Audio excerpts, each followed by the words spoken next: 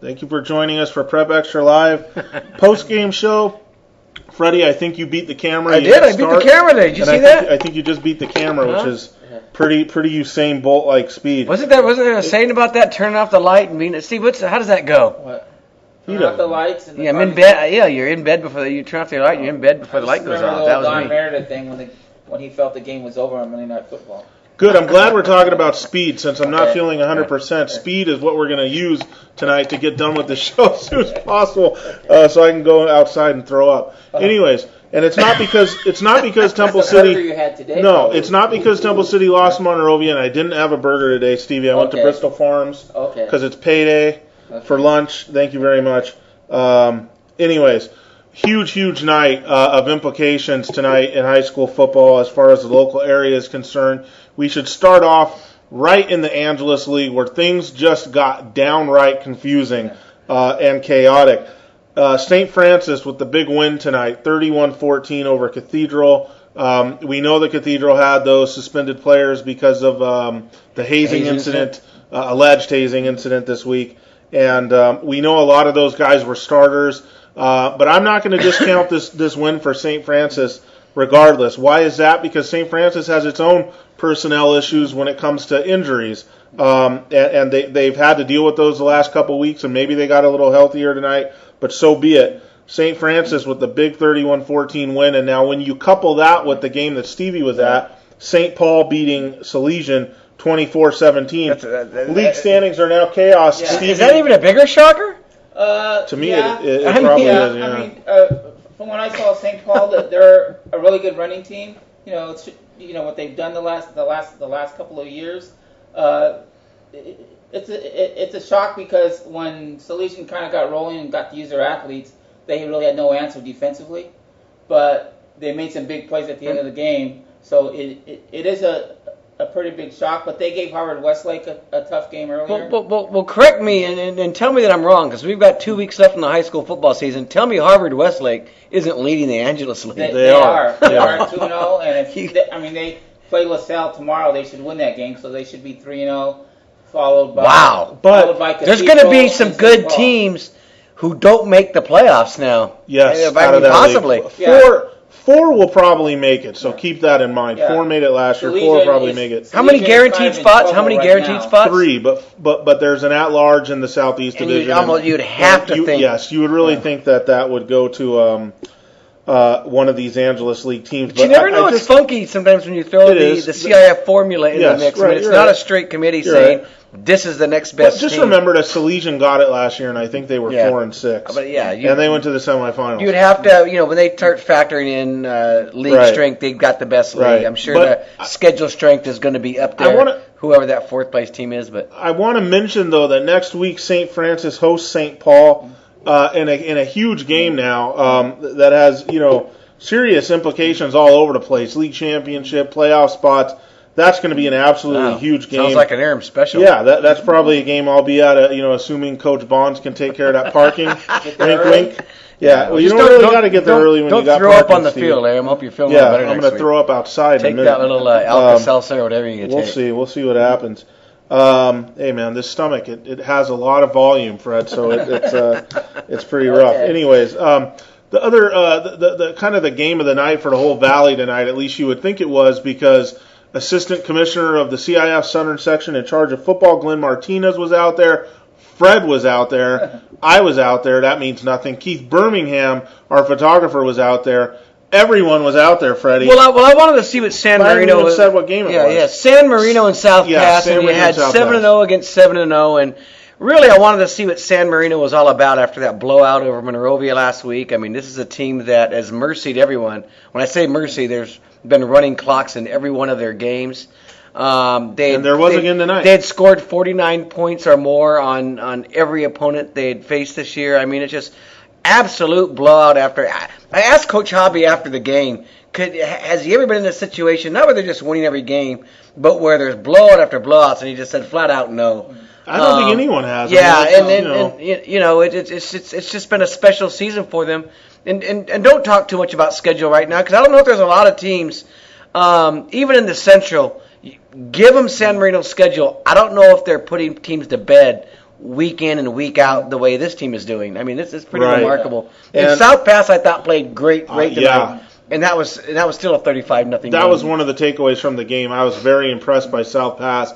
I know you were too. South Pasadena had 4 drives in San Marino territory in the first half where they didn't score any points. Yeah. So that kind of hurt them, but their defense played the best anybody has this season against San Marino. And now, if South Pasadena next week, they play Monrovia. Hypothetically, if South Pasadena wins that game, they're a dangerous second-place team in the Central Division playoffs. How'd you like to be a league champion and get Monrovia in the first round? I mean, that too, yeah. Or whoever loses that game, how'd you like to get them in the first round? That's pretty interesting stuff. But but I think in the Central Division there's going to be a lot of good third-place teams. I mean, there's a lot of parity, I think, in the division this year. When you look at the Palomares is going to send 3 good teams. I think the Hacienda is going to send 3 good teams. Oh, yeah. Now you've got, which is kind of nice, the Rio Hondo is going to send 3 good teams, which you really couldn't say a lot in past years that the third-place team would mean anything.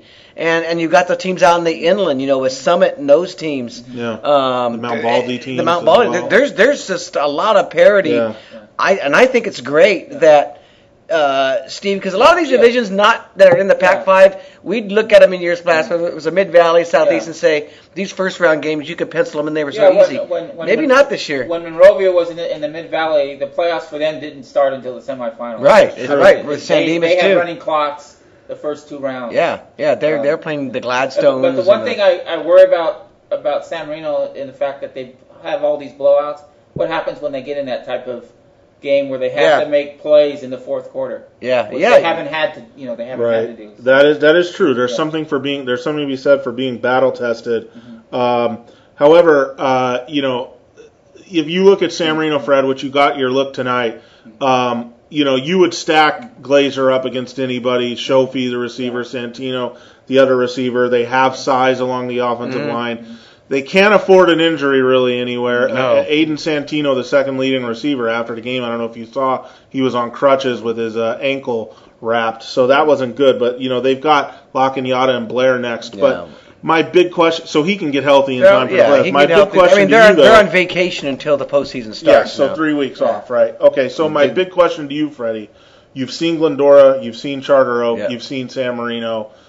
Where do you put San Marino when you stack them up against these two teams? Yeah, and I think I was talking with you about this tonight, and we had their defensive coordinator, San Marino. He was in the booth with me while I was kind of doing my work and updating games, and I had a quick conversation with him about it.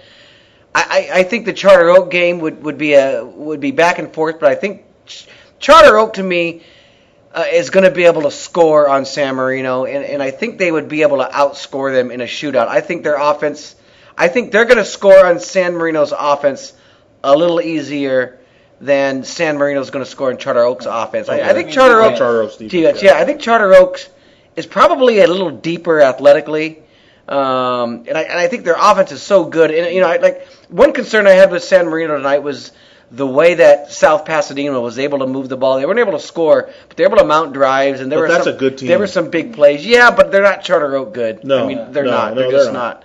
Now, Glendora, different story. I can see San Marino beating Glendora and really scoring a lot of points on them and being able to do enough defensively to get away with a victory. I mean, they're right in that mix. I mean, that Charter Oak game, I like Charter Oak. Won't be surprised if San Marino could beat them in a game like that. Because, look, a lot of these games right now, like South Pasadena, they went in and you looked at Cal Preps, they were still like 4-touchdown favorites. The problem is when you're in a lot of these games that you're supposed to win, it's hard to get up for them. Yeah. Now, they had Monrovia last week, a game that the one game on their schedule I think they really have to get up for, and you're going to really see that football spirit come out in you, and you saw what they did to Monrovia. I think if they get in a game like that with Charter Oak or one of these other teams where, people are starting to question us now, they're a little bit of backs against the wall, people aren't believing, they're talking about our schedule again. I think that's when that chip on your shoulder starts to come into play again. And I like San Marino as a team with a chip on their shoulder, as you saw last week against Monrovia. Speaking of Charter Oak with a big win tonight over Los Altos, 49-35. We imagine it was a pretty emotional night at Los Altos, given the tragedy that took the lives of Michael Stewart and Sabrina Castillo earlier. this week, I believe on Sunday night. That was a pretty good game tonight. By two solid teams. Obviously, Charter Oak. I mean, not even there. I was just Richard Hernandez, who covered the game for us tonight, just reading his updates throughout the night. You could tell that was a game that went back and forth. Charter Oak go up by 2 touchdowns. Los Altos comes right back and cuts it to 1, and it was like that back and forth all night until the very end. And I think that just shows the spirit of Los Altos tonight. They were not going to go down without a fight. They were not going to let that game get away from them. And good for them, because I think Charter Oak on most nights is pretty good. Is going to win that game a little bit more handily. And I think a lot of it was to the emotion of Los Altos making that a game and not letting it get away from them. So I give them a lot of credit for that. Huge win tonight for West Covina. They beat Chino 21-7. Chino had followed its loss to Charter Oak by beating Los Altos last week. West Covina really needed this game as far as securing playoff spot and staying alive in the league title race. They still have Charter Oak to come. And West Covina goes out and gets that win tonight. Yeah. That is an absolute huge win. Good for the defense, too, holding Chino. And that was for Michelle Gardner, because she had tweeted out earlier in the day her predictions, and she had Chino winning that game. And I told her, Michelle, you're going to be wrong about this one. And she tried to throw out some other game where, maybe she had got me. But I said, Michelle, you're going to be wrong about this game tonight, and you were. But you realize that for every one time that Michelle is right, that's worth 10 of yours being right, probably, too. Probably. She likes to rub that in. Yeah. I don't think anyone was on a higher cloud that last year when Colony won CIF than Michelle. Yeah, Michelle. Oh, my goodness. It was good. It felt good for her to have them beat, Charter Oak and whoever, Glendora along the way. So good for Michelle. And there's no one who can rub it like Michelle can rub it when you're rubbing it in. Right. Yeah. But she's a good lady. Yeah, she's a great lady. Yeah, she's way into her teams, and that's how it should be. We're into ours. I'll tell you who's into Bishop Amat, Evan Barnes, the LA Daily News guy. He got to see Bishop Amat tonight, 30-22 win over Chaminade. Freddie, I said before this game that I had Amat by 30-plus points. What I meant to say was I had Amat 14. I was a little closer. Yes, what I meant to say was Amat was going to score 30 points. Not by 30 Are you surprised it was only an 8-point game? No, because it wasn't an 8-point game. All right. It was a final. Okay, let me rephrase that. This was the kind of 8-point game that was 30-14 before it was 30-22. You know what I'm saying? So this wasn't. But it was never complete. It was never a complete blowout like. No, but it was comfortable. Amat was always comfortably ahead. They had to recover an onside kick with 2 minutes left to preserve the win after Chaminade scored late to cut it to 30-22 and got the 2-point conversion. So whatever. Bishop Amat, here's your road win, Freddie. Yeah, but stopping on Bishop Amat for a second. This is the game that's probably going to get them in the playoffs because they have a bye. They'll finish with Loyola, which is still could be another tough game. But I think tonight's win probably got them in. They probably still need to beat Loyola just to make sure that they get second place. But if I'm Bishop Amat, when I think back to the very, very beginning of the season, and I look where we're at right now in week 8, and I look what's out there, I look what St. John Bosco is doing. I mean, we talked about San Marino, 8 games, 8 straight running clocks. Yeah. St. John Bosco's had 8 games, 8 running clocks against super teams. Yeah, right. Pac-5 teams, tough schedule, and you got Centennial. Not necessarily. I mean, they're non-league, as you'll recall. We started to wonder about it, a little bit. But they're in the Trinity now, and we're in week 8 It's not like all 8 wins were against and one of those were against Mater Dei. And one of those were against Norwalk, and one of those were against La Mirada. So, let's not forget. But you're starting to look big picture at Bishop Amat, and you're really starting to say, is their ceiling semifinals now? I mean, are they going to be able to get beyond that hump? I mean, it's going to be hard for their dream season. We started out the year as this year they win their first championship in 20 years, and that is looking way less convincing today than it did when we wrote those stories in the preseason. Yeah, it's just going to be tough. We don't know how the seedings are going to come out, and them even if they're a second place team. That the Mission League is going to be ranked below the Trinity League, so they could get an extremely tough team in the second round, and so I think it's going to even be hard for them to get to the semifinals. Yeah. Just because you're right. You don't know You look at a game like tonight, Chaminade 30-22. There's going to be a lot of games like that, potential games like that in the second round that are going to be tougher than Chaminade, I should say. I wouldn't pick Alma to win the Pac-5 right now, and I don't think anyone would. But I would also say that I'm pretty certain they're going to the semis. I mean, I think they're that good, and the two losses. 14. Yeah, the two losses are by a combined 6 points to Mater Dei and Sarah. The Sarah game was a freak show put on by Khalil Tate, late touchdown. That game could have gone either way. I mean, but you say that, and I mean the road has to be right. I mean, a second round game now, when you finish second, could be a Corona Centennial or it could be a Bosco. It could be. And to get to one of those teams now, you're probably going to have to go through in the second round either.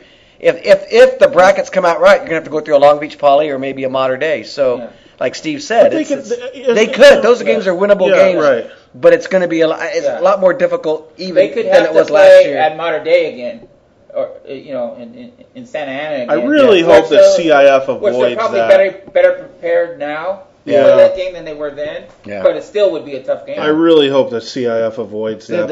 And they're going to need that game at home, whoever they get, to have any kind of a chance. Right. Well, in that case, then you would probably want to be a top 4 seed. They're not going to be a top 4 seed. No, not Amat. Then you would want the game to be. I mean, we're going hypothetically speaking. If you ask me, would Amat in the semifinals rather play Centennial or St. John Bosco? If you think St. John Bosco is the best team, that's the team you want to face at home. If you're trying to win it all, you want to get one of those two teams at home and try to eliminate there rather than the championship game. I get what you're saying. That'll be interesting in 3 weeks to see how that whole Pac-5 shakes up tonight. Amat's got the bye. We'll see him in a couple of weeks now. Right. Speaking of the Pac-5, Rosemead tonight, 41-34 over El Monte.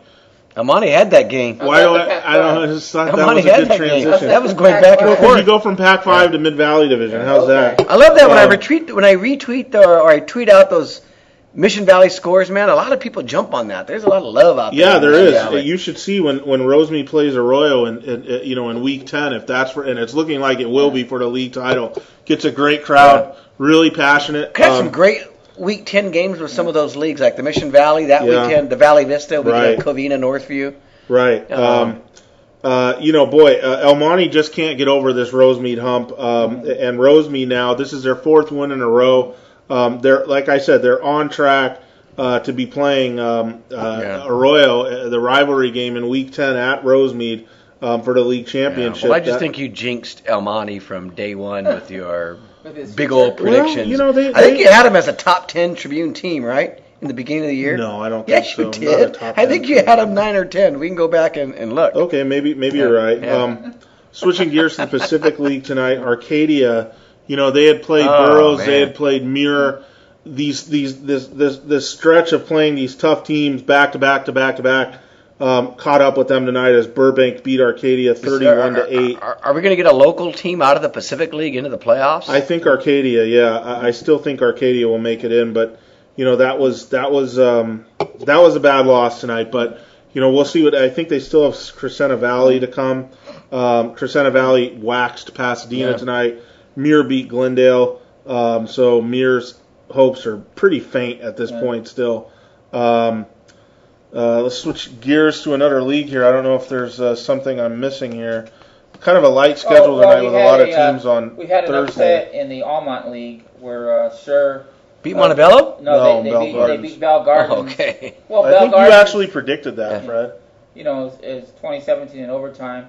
Right. Bell Gardens was thought to be the team that Montebello is going to play for the league title. And they play next week. Right. Did that kind of hurt you, Stevie? Or are you still going to do it? I probably will still do it. It still could be for the league title. It's just now Montebello, by winning, they would wrap it up outright. A week early. Yeah. So, right. But great for Sure. Yeah. I mean, that may get Sure, though you don't know in the Mid-Valley Division. Yeah. Each league only gets 2 guaranteed spots. Then there's 2 at-large berths to be dispersed among 6 leagues, I want to say. 4 at-large berths. Is that right? Yeah. It's 4 at-large berths, and there's 6 leagues, and there's 12 guaranteed spots. Sure now has the tiebreaker over Bell Gardens, so if Montebello beats Bell Gardens... Wow, that's right. They'd be the 2. Yeah, that I think... Wow, that might get Sure, and that'd be great. Sure, as you know, used to be quite a formidable team program. We got 2 weeks left. Yeah, we only got. Is it 2 or 3? 2 weeks. This is a big 9 next week, Aaron. God, man, where's the time going? Huh? Next thing you're gonna do is tell me I'm 40. Yeah. Yeah. Anyways, I don't know, guys. I think we can get into biggest surprise, biggest disappointment. I don't see Quick anything. night for you, huh, Aaron? It must be really piling in right now. You're already on the biggest. Aaron said, let's make this a 20-minute show tonight. Yeah, if there's another game. I was trying to throw a little bait out, different topics, different games, Aaron, just to transition to the next subject. Well, if there's another game. You brought up Almont, and I kind of want to discuss Almont, but I don't have the energy really right now because there are a couple points I want to say, but I want... Give me 1 point you want to say. Well, I want league play to play out before I say it. So I want to see, where exactly Almont... Because it has to kind of do with where they finish. I mean, but it's something along the lines of if this is the best team in the last 20 years and you don't even win your league, does that make the season a disappointment? But, we'll see. I mean, because maybe Sarah can slip up along the way. I definitely think this is a championship or disappointment season for them. League championship. No. They're not even in their league. They tied for the league last year. Right, so what does that mean? I don't think league is all that important. This was CIF championship or bust year. Here we go. So we're just going to... That's what it is. Maybe they could it's not CIF. How can you say it's... This was championship, but what does that make the league title if you don't win it? Well... I mean, come on. If this is your best chance in 20 years, if this is a team that has... 4 right now, at least confirmed D1 commits. I don't and they don't win league title. I really don't think people remember league champions. I don't think people remember league champions. I think they remember CIF champions. I think you're crazy. That's just my. At the end of the day, people aren't talking about how many league championships Bishop Mott's won in the last 20 years. They want to know when they're going to win their next championship. Of course, that's true. But what I'm saying is. Yeah, obviously, if you finish second in the league and go on and win CIF... Arroyo won about 30 league titles in a row. What did that mean? Well, I mean, it's still a pretty good... I don't think it was 30, but... whatever. That was like 30 straight playoff games. But all we were talking about were San Dimas and Monrovia's championships. But we talk a lot about... championships. Right, and we... Charter Oaks championships. Right. Coach Farrar, but what... when they won the league championship and Los Altos came back and beat them in the playoffs, he said, they got the ring, we got the T-shirt. That's true. Yes, right. So Almont's not going to get their T-shirts this year, Aaron. Okay, right. But what I'm saying is that if you don't win CIF, and you don't win league, it's a double whammy, I guess. Okay, but not winning CIF isn't as big of a disappointment as not winning league, because that's a tall task. I just think this year is their opportunity to win a championship going into the season. I can't see it. I just don't see it happening. Next year, I don't know when this chance is going to come again. Because I don't think Almont isn't built like the Boscos or Centennials where they have this talent that just comes in every. They're not built You mean that it's way. not managed like the no, Boscos built, or managed, whatever. They're not. It's not managed. That's fine. I mean, this is their way of doing it. If they win a championship, they've done it their way with homegrown talent. It's just it's not sustainable year in and year out, and it may be a long time before they have this opportunity again, a real long time. Well, that's scary, Fred. Yeah, it's the truth. Again, I'll say it. Yeah. You have 4 D1 guys. This is... Well, that's what I said. This is the best best Almont team that I've covered. I don't know about you. It is. This is the best team this coaching staff has ever had. Not this coaching staff, but that I've covered.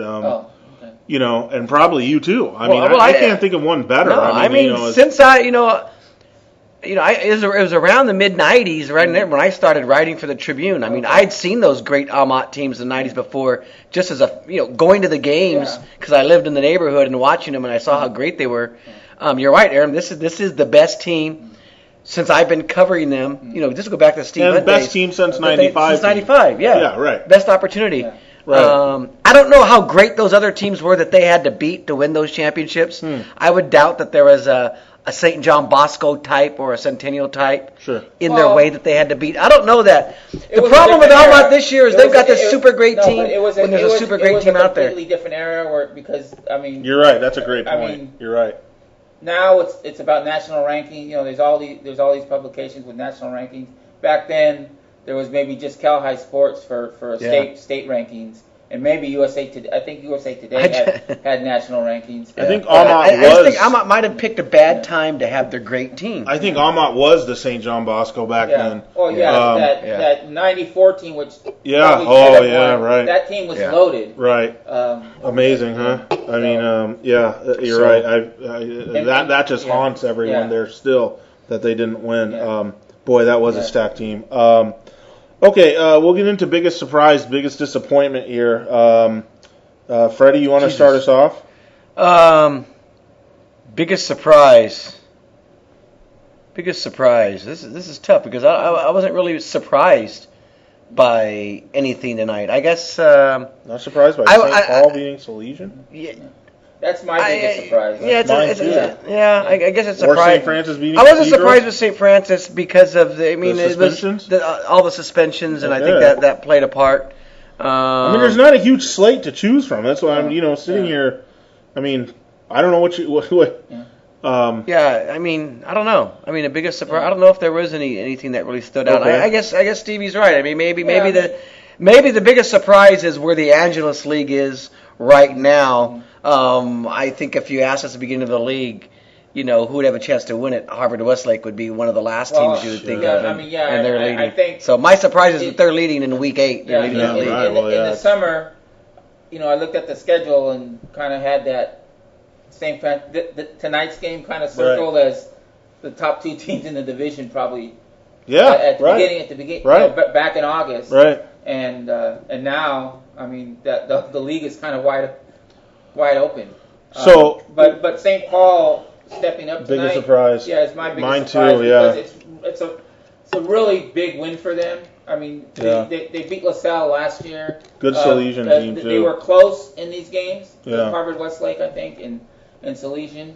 So good Salesian team. It's a really big win for them. So that's my biggest disappointment, even though it's in kind of an out-area team, is Bell Gardens losing to Sure. Big win for sure. I'm not knocking that, but I was kind of looking forward to that game for the league title with 2 undefeated teams in league. Yeah. It still should be a good game, I think, but maybe not. I mean, Montebello blew out Sure, so if they take care of business, they should be able to blow out. I like the emotion Stevie was showing tonight. Stevie's picking up the slack tonight. He just got a little emotion right now. Absolutely. He came hard tonight. Your biggest disappointment, Freddie? My biggest disappointment is for the second year in a row, Pomona doesn't get to play 10 regular season games. That's my disappointment. Because there was another forfeit, and it was 2-0, and that was against because of a shooting. Gary. Gary forfeits the game tonight. There was a shooting yesterday, so they forfeit the game today. I totally get that safety of kids. I wish though maybe they could have played an alternate at 11 in the morning tomorrow. Yeah, or 3 in the afternoon today. Yeah. Or like I was telling Aaron before, the city section one year there was a gang problem with a Dorsey game, and I can't remember who they were playing. Probably Banning. Yeah, maybe it was Dorsey and Banning, and they went to an alternate site, but only told the schools. Yeah. So they played a game. No one knew. Where no reporters were there, just these 2 teams. Yeah. I mean, sometimes that doesn't good. I know there was a shooting yesterday. I don't know. Does that? I mean, so you don't play a game today? How about next week when these 2 teams play again? I mean, are you worried security again? Security's an issue. I mean, go play it somewhere else. It's easy, it is easy for us to say, well, they should have played. This or that, and moving to the game to a more, convenient time or a less dangerous time would be, an idea. But for us to sit here and say, well, why didn't you play at 7 o'clock at night and, worry about security when there's already been a shooting? It's easy for us to say. Yeah. I'm not. Yeah, I don't want to go too strong on that, but that's the disappointment. But hey, Gary covered the spread. But what's disappointing though is that there's a shooting, and it costs, a very important, cool part of the high school experience. Right. It's just disappointing to see that in any neighborhood, in any, district that, you don't want to see that. You want to see, every area, Freddie, from the one we were in tonight, which is, pretty posh, to, the hood. It doesn't matter. You want to see everyone get their games and have the high school football experience. Great crowd at South Pass tonight too for their excellent crowd. homecoming. And what a fireworks show! I thought it was the 4th of July tonight. Good fireworks show. 4th of July. I mean, Oh, wow. they have some money over there for fireworks. That was like the Rose Bowl tonight, Steve. Yeah. Usually these homecomings, someone sprinkles out a couple of fireworks, and you're all done. Something I could do in my backyard. These guys, they put on like a 10-minute show of fireworks. Yeah, it was pretty good. I was like, not only just down the street, so maybe they said here. Just up the street, and. Freddie, they also did fireworks at the national anthem too. Yeah, so that was kind of cool too. Yeah. I thought the little homecoming ceremony needed some work. Some of the little stuff they did. It ran long. Yeah. The band played for a good 15, 18 minutes. It was a long one. There's only so many Rolling Stones songs that a band can replay. But I bet that was the warmest. That was one of the warmest fall games I've ever had at South Pass, because I remember in years past that place is usually always cold late in the season, etc. It was always freezing. They had a fan on, and I told the announcer, I can't remember the last time covering a game in late October where there's amazing. A fan. Yet another example that there might be something different with our climate. Yeah. Like climate change. Go figure. Yeah. Wow. Yeah. I know the people in Glendora just hit stop. Goodbye. I want to make a point. There is a big people in you San just Marino, eliminated all of our South Pass and South Mount. San Marino, South Pasadena, Glendora just turned out. Turned off the. I just lost about 300 Twitter followers. Parts of Laverne just turned it off. Whenever you make a political statement, you lose. How is climate change a political statement? I mean, you know what I'm saying? Is saying the sky is blue political? Yeah. Why don't you go check out this hurricane that's about to hit Mexico? If you didn't think it was, you wouldn't be asking those questions about San Marino. Go ask. You know what you're asking. There is a big game tomorrow in the Whittier area. Now here, Lucerna, right? The Cal Lucerna game is. It's the biggest rivalry game in Whittier, so I'll be there. And it should be. This is the Steve Ramirez show, fans, folks. I just want to get a little love to these two. And they love you. Steve Ramirez show, co-hosted by Aram and Fred. Okay. Seriously, you clutched up tonight. Okay. When people see you at the games, they walk up. I mean, are you pretty recognizable now? Yeah. Well, the great thing about tonight, and this happens every time I cover a game in St. Paul. What happens? They take your order. Like the middle of the start of the second quarter, and then by halftime you have your burger and your drink. Now, when someone takes your order like that, Stevie, do you get all custom order on them? I'll have a burger with cheese, but no ketchup. Put on mustard. No onions, but extra lettuce, and only 2 pickles. No. Okay, you just pick it off. All right, good, Stevie. You're a gracious guest. If someone's gonna give me something, I'm not gonna be, like I said, a beggar can't be choosy. All right. Well, anyways, this week is in the books. Tomorrow, college football, pretty important. It's an easy slate. Nothing go. UCLA's already played. How is USC favored against Utah? Lakers start next week. When you have to ask that question, okay, just like earlier this season when people were asking how is Michigan 10 over Northwestern, that line seems out of whack, and then it's 31-0 before you can look at it. If you have to ask that question, then you probably know that USC is probably a good bet. You know what I'm saying? Yeah. If it doesn't make sense, then it probably makes dollars. But is it because it makes sense? It makes dollars. I know the lines are made to get money on both sides. So does that mean a lot of the gamblers they feel don't kind of give Utah the respect as of yet? I think there's a lot of people out there that are wondering just how good Utah is because. Outside of Utah, different team. They went up to Oregon this year and won, but I mean, this is not the best Oregon team that we've seen, in recent years. And then people thought that, USC played pretty well last week against Notre Dame, and now that they're back at home, they take care of it. I will probably have some USC money in my pocket tomorrow. There's nothing that makes Aram come alive better than starting to talk college football, about that game. Gambling, predictions, I don't normally, money lines. I don't normally. It happened at Adavan right before the show. I will say about that game, I normally don't root for USC, but I'm rooting for them tomorrow. When's the last time you... Because Utah has a 2-game lead over everyone else. When's the last time you placed a bet on a game? Oh.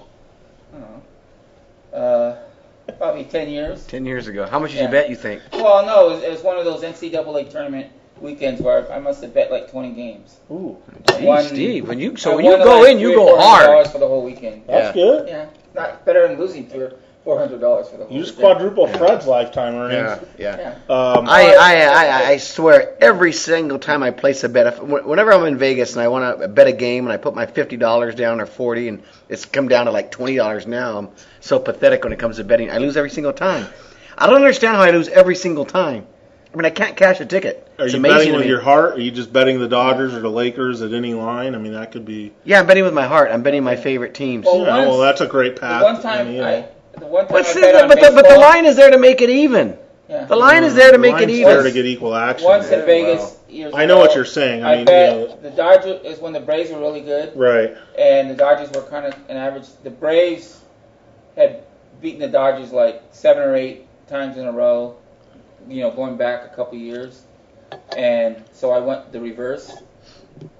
Okay. And I won. Okay. I bet. You wise guy it. Is that what it's called? Yeah, you wise guy. Because the show is old.